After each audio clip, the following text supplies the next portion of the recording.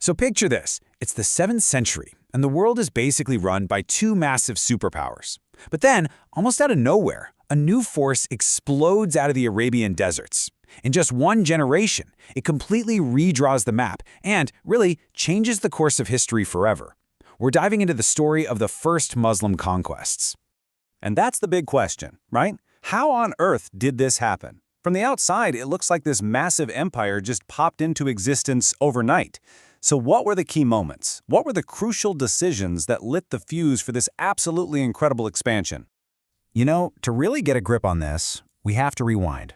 We have to go back to the very beginning, to the spark that started it all.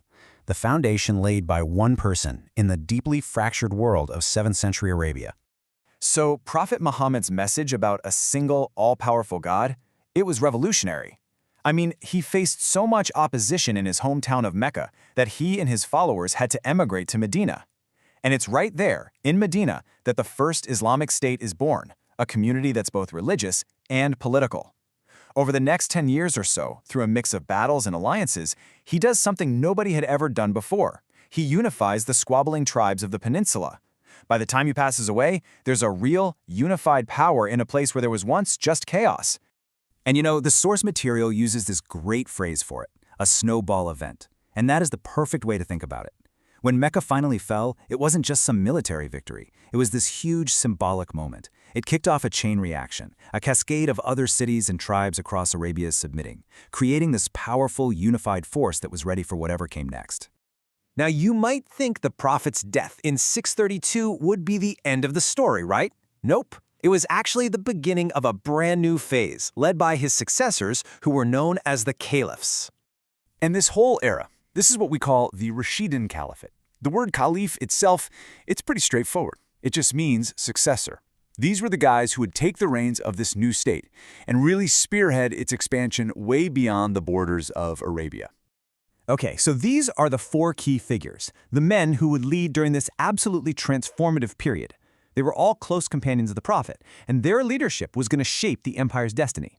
It all kicks off with the first caliph, Abu Bakr, and man, he was thrown into the deep end right away with a massive crisis. But before they could even think about expanding outward, the new state had to survive a huge challenge from within.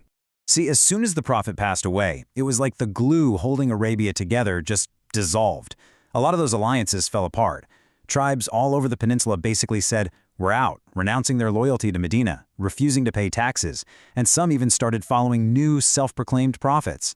The entire project was right on the brink of complete collapse. So Caliph Abu Bakr didn't hesitate. He acted, and he acted decisively. He launched a series of military campaigns we now call the Ridda Wars, or the Wars of Apostasy, to bring all these breakaway tribes back into the fold. And his top general, the brilliant Khalid ibn al-Walid, just methodically moved through central Arabia, defeating one rebel tribe after another. In a little over a year, the whole revolt was crushed. And look, this victory was absolutely crucial. It didn't just bring back unity, it forged a much stronger state and a truly battle-hardened army that was now ready to be unleashed on the world. Okay, so with Arabia locked down, the Caliphate turned its gaze outward. And what they saw on their borders were two ancient, powerful, and what seemed like totally invincible empires. Just take a look at this map for a second. To the northwest, you've got the Byzantines, the direct successors to the Roman Empire. And to the northeast, the mighty Sasanian Persian Empire. But here's the kicker, and this is so important. These two superpowers had just spent decades in a series of absolutely devastating wars against each other. They were exhausted, both in terms of their armies and their economies, and this created this tiny, unexpected window of opportunity. So the first big move was east, into the super-rich Sasanian lands of what we now call Iraq. Abu Bakr got these initial campaigns started, but it was really his successor, Caliph Umar ibn al-Khattab, who kicked things into high gear and oversaw the main invasion. And that led to one of the most pivotal battles of the entire era. And that brings us to the Battle of Al-Qasidiya, which was, a total David versus Goliath situation. The Sasanians, led by their best general, Rustam, had a way bigger army, and they had war elephants. The Rashidun forces, on the other hand, were outnumbered, but they were incredibly mobile, deeply motivated, and just famous for their skill in close-quarters fighting, skills they'd sharpened to a razor's edge during the Ridda Wars. The fighting was brutal. It went on for days, but the smaller Rashidun army somehow managed to turn the tide. The moment the Sasanian general Rustam was killed in the chaos, his army's morale just shattered. The lines broke, and the retreat turned into a total rout. For the Sasanians, this was an absolute catastrophe. It basically threw open the gates to all of Iraq, and their magnificent capital city, Ctesiphon, fell soon after. Remember that snowball we talked about? Well, it wasn't a snowball anymore. It was a full-blown avalanche, and it was about to completely bury one of the world's oldest and most powerful empires. The Sasanian king, Yezdegerd III, he gives it one last shot. He manages to pull together one last great army, but it too was completely crushed at the Battle of Nahavand in 642. This defeat was so final, so total, that it became known as the Victory of Victories. Yezdegerd had to flee east, a king with no kingdom, and was eventually assassinated almost a decade later.